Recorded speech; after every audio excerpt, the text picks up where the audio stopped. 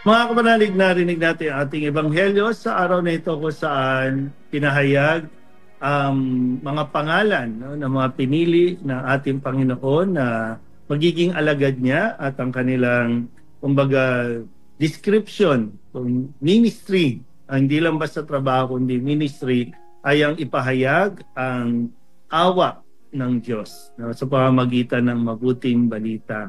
Kumbaga, no, sa ating pong pagkakakilanlan sa mga ipinahayag na pangalan, kung sa ating standard, hindi sila papasa sa ating qualifications, no? Pero para kay Kristo, nakita niya yung kakayanan, kapasidad ng mga ito na tanging ang kanilang maibibigay ay ang kanilang tinanggap mula kay Kristo. Kasi minsan, ang kadalasan, no, sa ating mga tao, kapag tayo ay napakarami nating achievements, napakarami nating qualifications sa ating mga resume, doon tayo mas nahihirapang sumunod. Doon tayo mas nahihirapang kumbaga, tumanggap ng instructions, tumanggap ng procedures, kasi naniniwala tayo na alam na nating gawin ng lahat. So, ganito siguro, no? Kaya yung wisdom, bakit pinili ni Jesus ang mga taong ito na kung tutusin walang alam,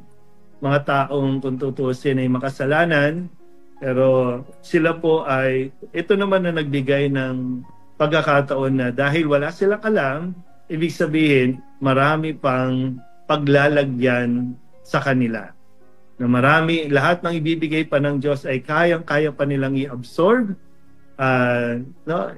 Ganun yung isang magandang makita natin, no, na sana patuloy din tayo na maging bukas sa panawagan ng ating Panginoon na magpahayag ng mabuting balita, hindi dahil sa sarili nating galing, kundi dahil sa awa at biyaya ng Panginoon. Amen.